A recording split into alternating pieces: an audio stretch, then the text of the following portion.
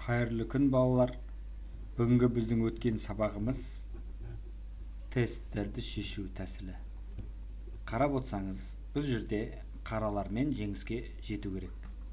Қаралармен қалай жеңіске жетеміз? Қараларда қарап отырсаңыз, сквозной удар деген тақырып. Ладья, егер ферзь болмағанда, ладья бізде сквозной удар ферзьбен ладьяға жасайды. Сол себептен ферзімізді алыс қалып кетпейміз, ладьяның қасында ұстау керек. Артқа қашсақ, қарап отырсаңыздар, сквозной удар арқылы қарсыласымыздың ладьясына тоғады екенсіз. Ладьядан бөлек бұл жерде корольдің ферзьдің қарап отырсаңыз қашатын ешқандай жері жоқ. Біз ладьяны емес, қарсыластың ферзін осы тәсіл арқылы ұстап алдық. Келесі тапсырмада көріп тұрмыз, екі фигура бір бағытта тұрған кезде пешкілер вилка жасай алады, қос соққы жасай алады. Пешканы бізде ат қорғап тұр, сол себептен қос соққы жасаймыз. Келесі тапсырмада қорғаусыз тұрған пешка, король бұрышта. Ферзьбен атпен мат қою тәсілі. Шах, король қашады, ферзьбен мат, аттың көмегімен. Осы тәсілді жақсылап жаттап алыңдар. Келесі король бұрышта. Ладья ферзь қорғап тұрғанмен королі олардың қолайсыз, ыңғайсыз жағдайда тұр. Сол себептен әрине шах берген кезде де пайдалы жерден шах. Мына жерден шах берсек пайдасыз. Ешкімге, тек корольден басқа ешкімге шабуыл жасамайды. Мына жерде бір шах беру арқылы қосымша ладьяға шабуыл жасайды. Әрине олар корольді қорғайды, ладьясынан айырылады. Келесі тапсырмада қарап отырсаңыздар мұқият, қаралармен жеңіске жету керек. Связка деген байлап ұстау тәсілі. Ладьясын жесек, олар жей алмайды.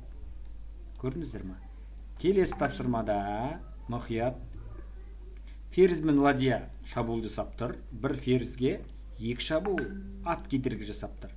Уничтожение защиты дейді, қорғаушысын құрту тәсілі. Атын жейміз, ол бізді жейді, и слоны қорғаусыз қалады. Келесі тапсырмада қаралар жеңіске жетеді. Аты қақпаңда, ат қашайын деп тұр, сол себептен үлгіртпеуіміз керек. Шах, кез келген жүріске атын жейді екенбіз. Келесі тапсырма. Слонды жейін десе король жейді, связка жасау тәсілі. Байлау тәсілі. Ладьяны қойсақ, слоны байланды. Ладья көмекке келе алмайды, жеп қояды, ладья қымбат тұрады. Сол себептен слонын құтқару өте қиын жағдайда. Сол себептен қаралар жеңіске жетеді. Келесі тапсырмада ладья шабуыл жасап тұр.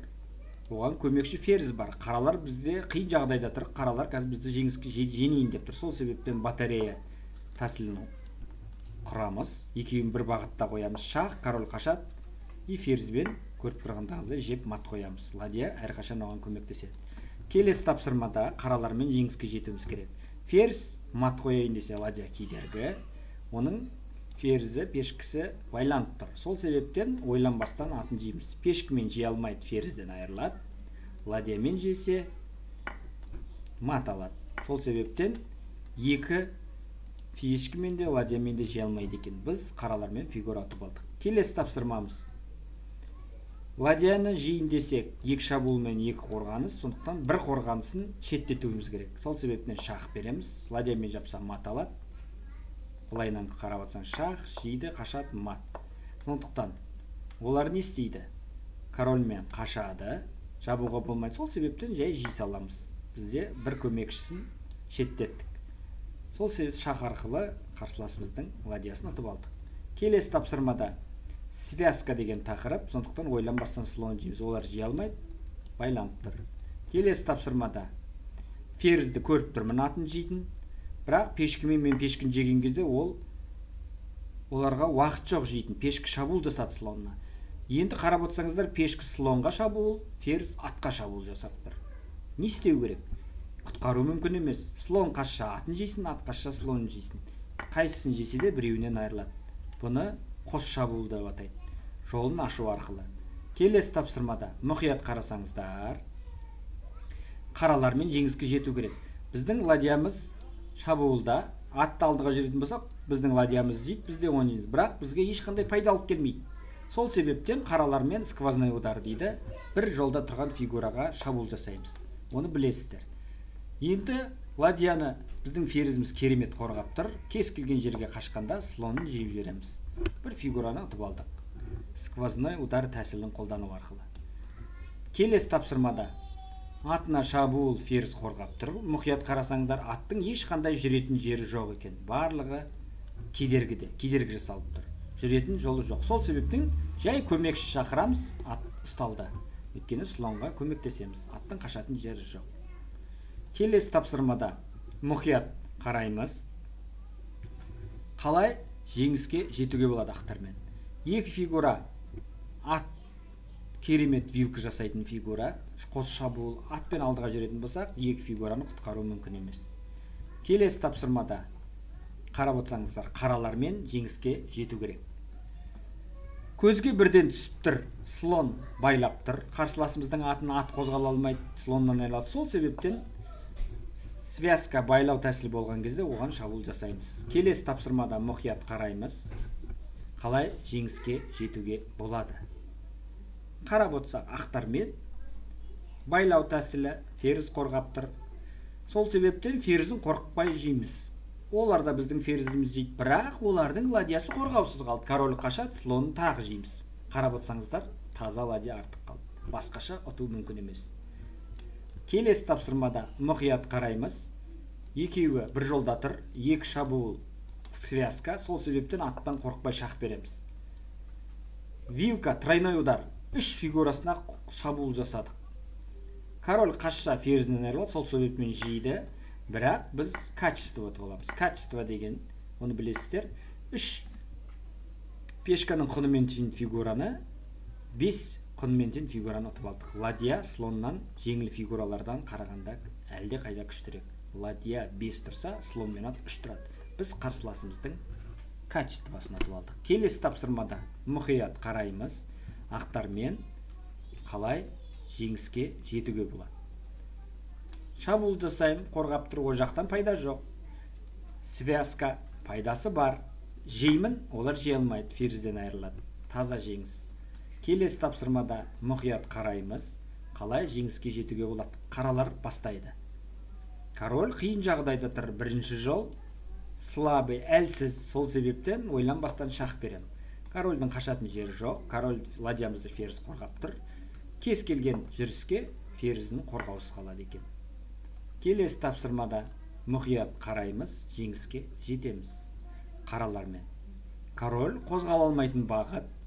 Кез келген шақ жеңіске алып келеді. Сол себепті ферзді ойланбай жертва береміз уақытша. И артынан ладьямен мат береді екенбіз. Корольдің қашатын жері жоқ. Келесі тапсырмада мұқият қараймыз, жеңіске жетеміз. Сквозной удар, екі фигура бір жолда тұрған кезде оған шабуылды күшейту керек. Қаралармен ферзді алдыға шығарамыз, слонға қос шабуыл. Ладья ешкім көмектесе алмайды, сол себепті слонмен қалай қашады, атынан айырылады. Түсінікті. Келесі тапсырмамыз мұқият қараймыз. Қалай жеңіске қаралармен жетуге болады. Көзге түсіп тұр, слон ладьяға шабуыл жасап тұр, сол себептен пешкіні бере саламыз. Енді аты шабуылда, и ладья шабуылда. Екеуін біреуін құтқару мүмкін емес. Келесі тапсырмада қалай жеңіске жетуге болады. Көріп тұрмын, ферзь екі фигурасын қорғап тұр, екі шабуылда. Ферздің екі қолы жоқ, екі жағын қорғай алмайды, сол себептен ферзді отвлекать етеміз, назарын басқа жаққа аударамыз. Атын жейміз, ферзбен жейді, слон жейміз. Қарап отырсаңыздар, бір фигура артық қалды. Келесі тапсырмада связка қаралармен қалай жеңіске жетуге болады. Менде C2 нүктесіне 3 шабуыл бар. Ода 2 қорғаныс. Ат есептелмейді. Связка байланып тұр. Сол себептен қорықпай шақ берем. Атпен жей алмайды, корольмен жей алмайды, ферзін беруге болмайды. Ладьямен жейді, мен жейм. Атпен әлде де жеуге болмайды. Двойной удар, қос шабуыл, ферзінен айырылды. Қаралар жеңіске жетеді. Келесі тапсырмада слон мен ладья, ферзь диагональ бағытта шабуыл жасап тұр. Сол себептен ферзін жеймін, жейді. Слонға жол ашылды. Келесі тапсырмада связка, ойланбастан жейм, жей алмайды, ферзін жек бітеміз. Келесі біздің тапсырмамызда мұқият қараймыз. Қалай жеңіске жетуге болады.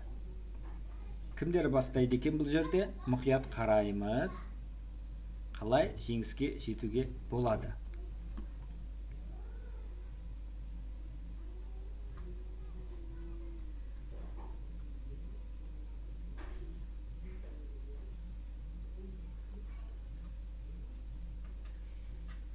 Так, қарап отырамыз. Қаралармен жеңіске жету керек. Қалай жейміз? Слонмен b5 нүктесіне қойсақ, диагональ бағытта качество ұтып аламыз. Келесі тапсырмамыз. Қалай жеңіске қаралармен жету керек? Атын жейміз. Олар жеп үлгере алмайды. Сондықтан кез келген жүріске атпен қашамыз. Біз фигура атып алып, қарсыласқа үлгертпей қашып кеттік. Келесі тапсырмамыз. Қалай жеңіске жетуге болады? Қараймыз.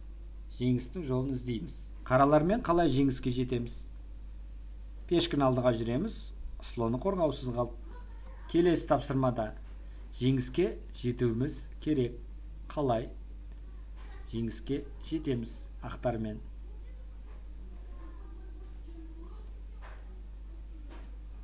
Корольдің қашатын ешқандай жүрісі жоқ, сол себептен шах береміз.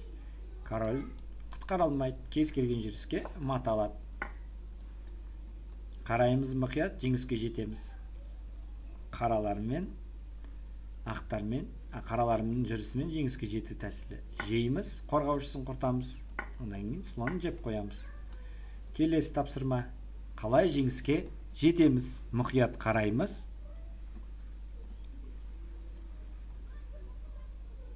Алдыға жүрсек, слон ұсталады. Так, келесі тапсырма. Назарын аудару. Слонды береміз, ферзін ұтып аламыз. Келесі тапсырма. Қаралармен қалай жеңіске жетуге болады? Жай жей саламыз, жей алмайды, байланып тұр тәсілі. Келесі тапсырмадан мұқият. Екі ат бір диагональ бағытта тұр, екеуінің ортасына слонды қойсақ, екі шабуыл аты, екі аттың біреуін құтқару мүмкін емес. Келесі тапсырмада жай жейміз.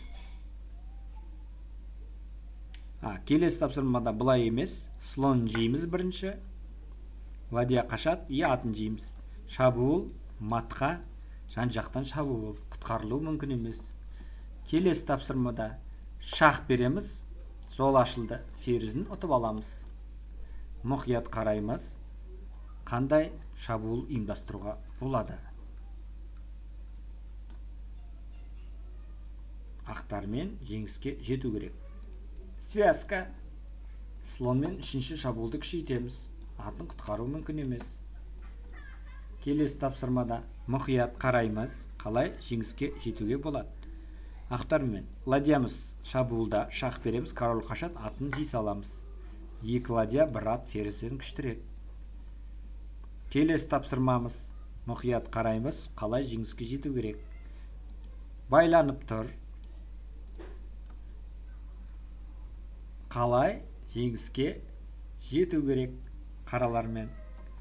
Екеуі бір бағытта тұр, сразу связка бағытымен ұстап аламыз. Осымен бүгінгі біздің сабағымыз аяқталды. Алдағы уақытта қызықты тақырыптар жазатын болам.